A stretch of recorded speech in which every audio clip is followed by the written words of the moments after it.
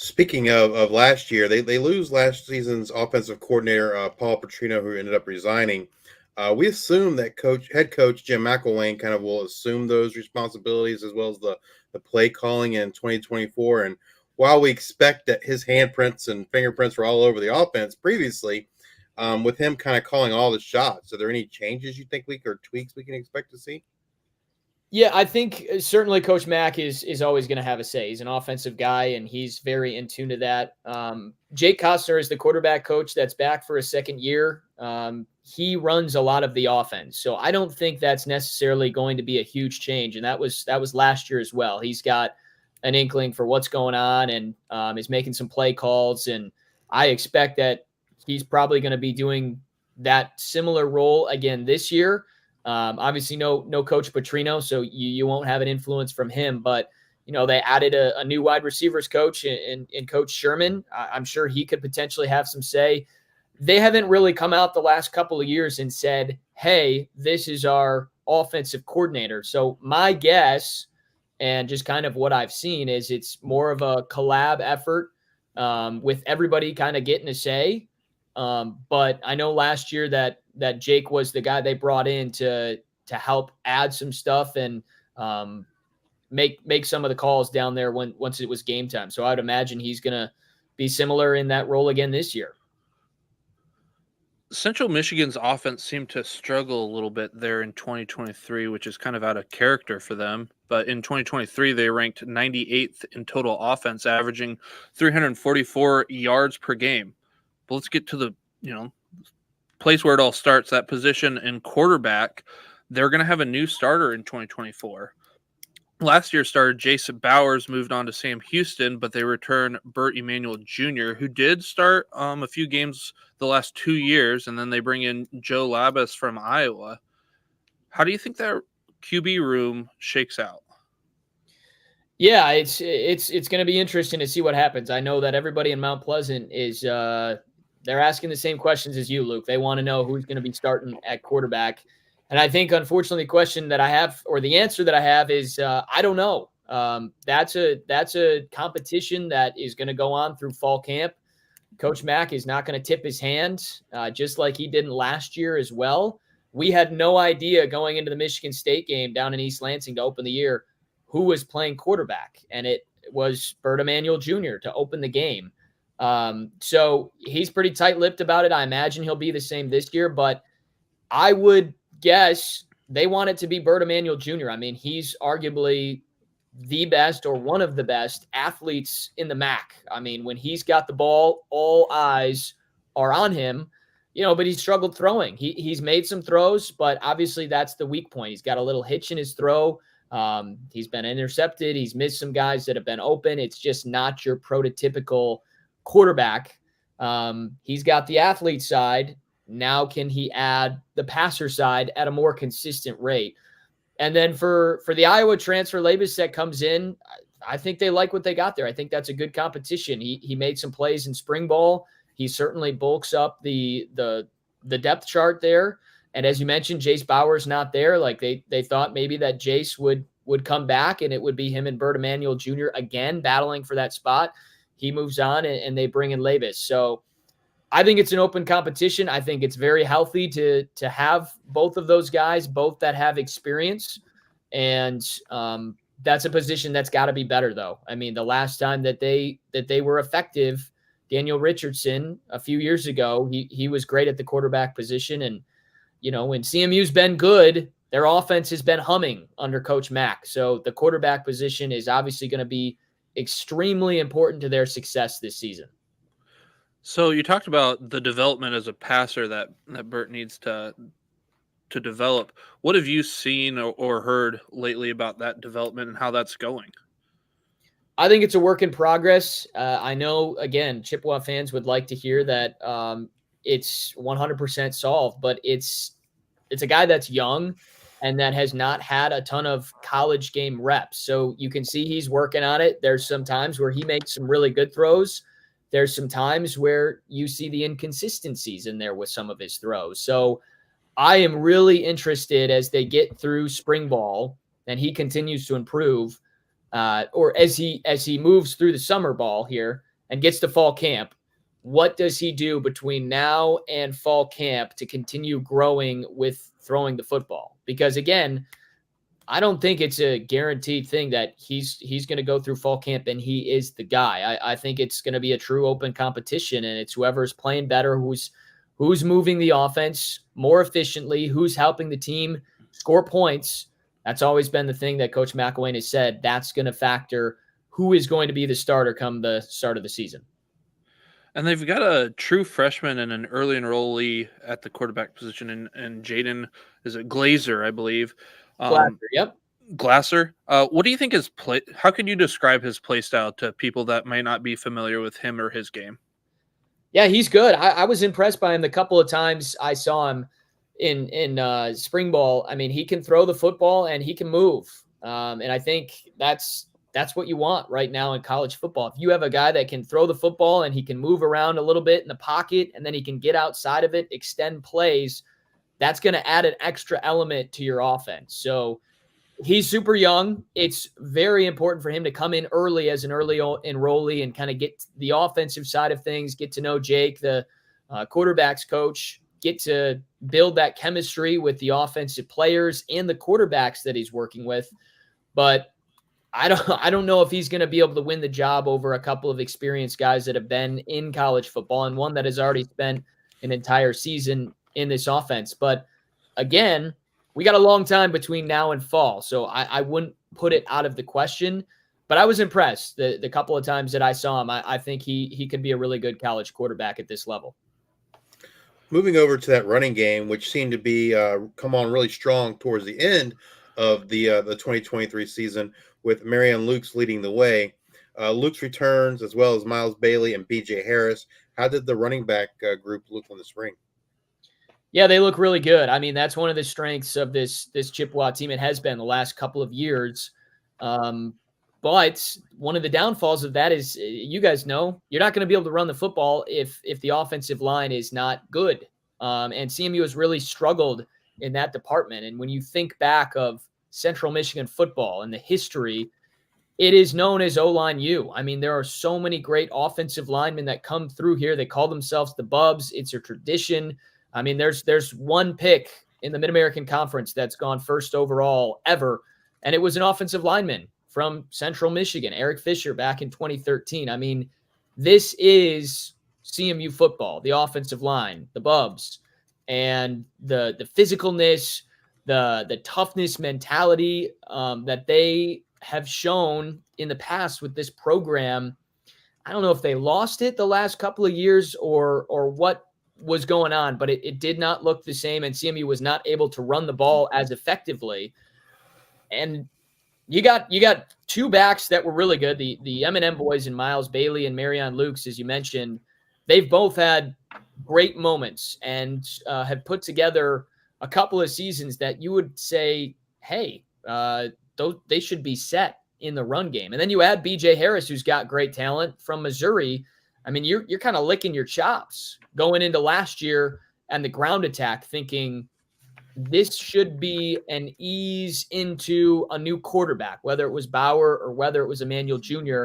And this should give the team an opportunity to lean on the run game before, you figure out who that passing threat is or what your identity is throwing the football. But that wasn't the case. Again, there was a lot of times where there wasn't a ton of time to throw, or there are backs getting the football that they didn't have a chance to make a move because guys were in the backfield. So, there's good players on the other side too, but we've been so accustomed to the offensive line being the strength of this team. That is certainly going to be a key factor in 2024 of if CMU can get back to where they expect to be, which is at the top of the conference. But if they can, and if those guys are willing to work and continue growing, I mean, take your pick for one of those three there in Lukes, Bailey, or Harris. I think they are all very capable of having a big season.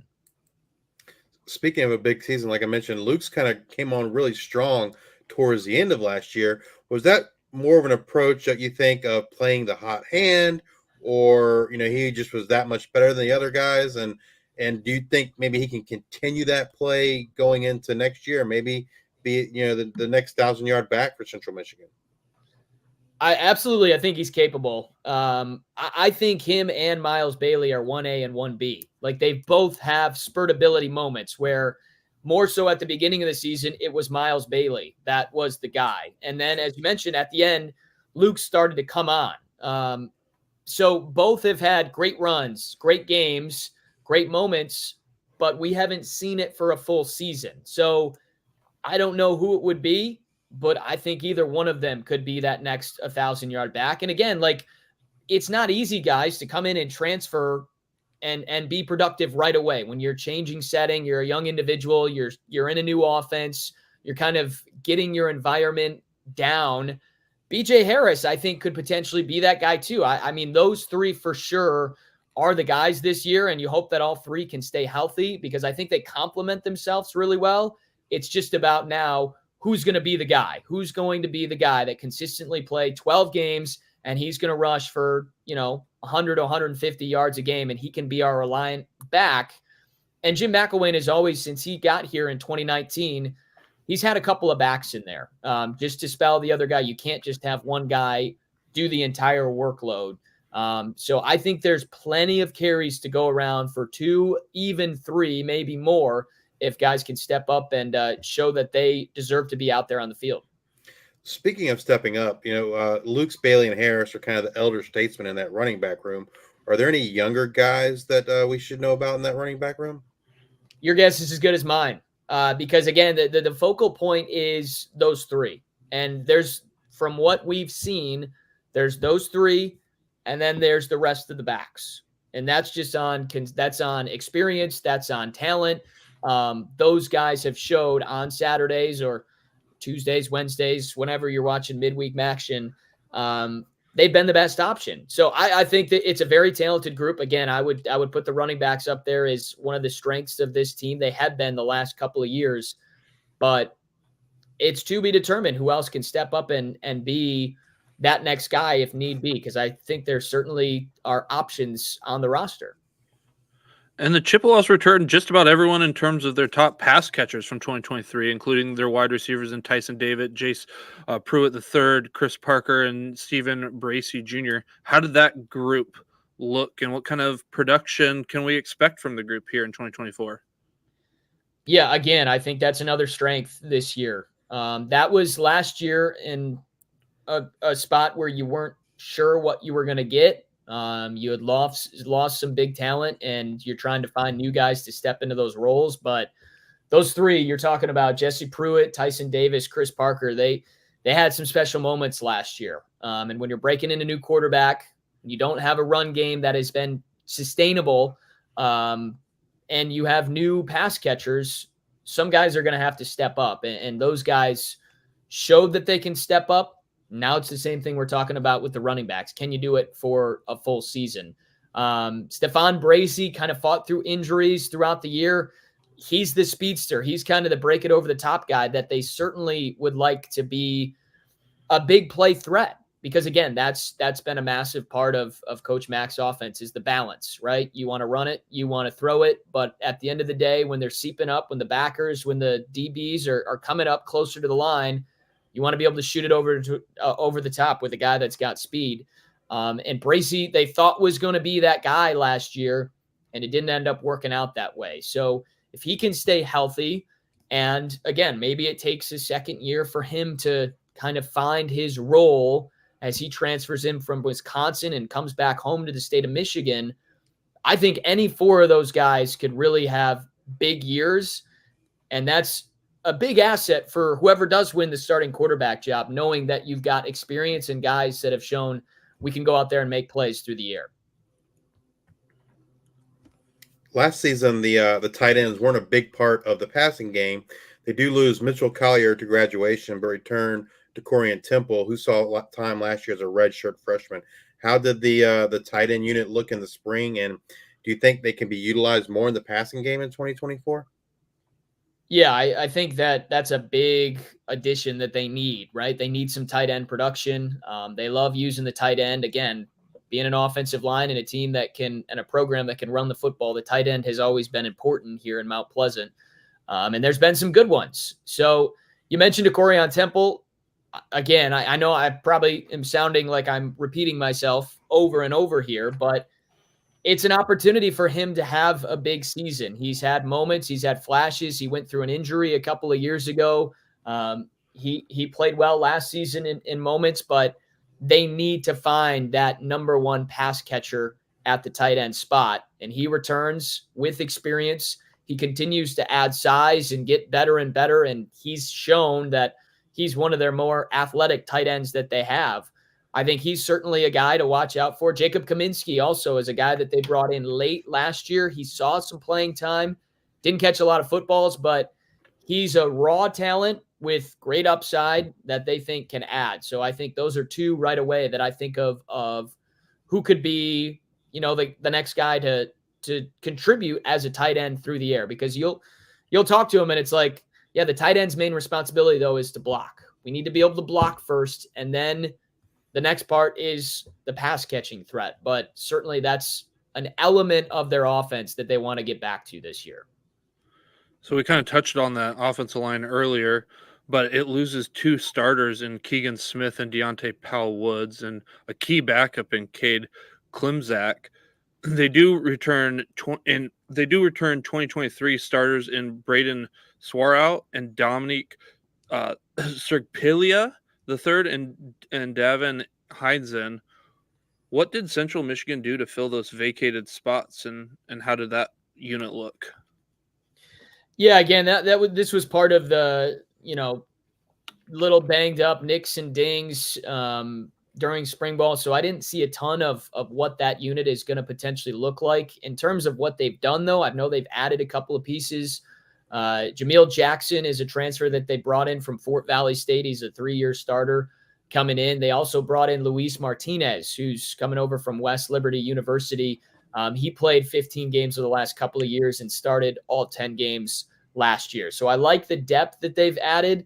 And then the big thing is just going to be, can they get back to that nastiness of Central Michigan offensive linemen that they've had in the past, being able to dictate and take over games when you need to run the football to sustain a drive and to keep your defense off the field and start to wear down the opposing defense. That's when they've been good as a program. And even under Jim McElwain, when you go back to 2019 and to 2021, their two best years that they've had under him, they had a great offensive line and they were able to run the football. So I think the addition of those two new pieces, without knowing what they're going to look like in the mix, are going to add some good depth. And then you've got a lot of offensive linemen that have experience that got some time either last year or a couple of years before this year coming up, that should make that a group that's going to have potential to succeed here in 2024. Do you think that like having those transfers come in and then not having a spring game, that there's a detriment at all of kind of getting that cohesiveness gel together? Or do you think they can build that up during practice where you can kind of figure out what the guy to the left and right of me is doing and you kind of preserve that health with not having that spring game? What are your thoughts there? Yeah, I think it's always good to have a spring game. I mean, in terms of like the cohesion and what it's going to be like, you want to get as much practice and reps as you can that are going to coincide with what game action is going to look like. But again, the spring game hasn't been, spring game hasn't really been the MO here in Mount Pleasant since Coach Mack has been here. They have scrimmages and they have a couple of those in spring ball, but the main thing again is technique and getting the guys out there, going through the drills, building the chemistry with each other, of being around the group. I think those things are really important. And then you can all come together in fall camp. You get a full month after you've gone through all of your workouts and strength and conditioning stuff that you did in the summer. So yeah, I think certainly it's important to get those game-like reps, and you'd love to have 5 guys that are going to be your starters heading into 2024, but they don't have that, and they weren't going to have that regardless of if they had a game or not. So I certainly think it's capable of that group coming together, and that's just kind of the hands that they've been dealt here for spring ball and then moving forward to the fall. If you had to pick an offensive player to have a breakout type season in 2024, who would that be? I would say Chris Parker. He came on last year, very athletic, and he made some great catches throughout the season, and they need pass catchers to step in. When they lost Ja'Cory Sullivan and Khalil Pimpleton, the two Muskegon boys from a couple of years ago, there was a definite hole in the offense because those were two reliable pieces that if they needed a big play or if they needed to, get some positive yards back, they knew number 11 or number 88 were making a play through the air. I think Chris Parker has that ability. I think it's also going to be, the offense isn't just one piece, right? It's not just one receiver can be good. It's got to be, you got to give your quarterback time to throw. Your quarterback then has to execute and hit that wide receiver in the numbers. Then your wide receiver has to catch it. So there's a lot of things that go into it. But if the offense can find its groove again here in 2024, I think Chris Parker is going to have a massive year for Central Michigan.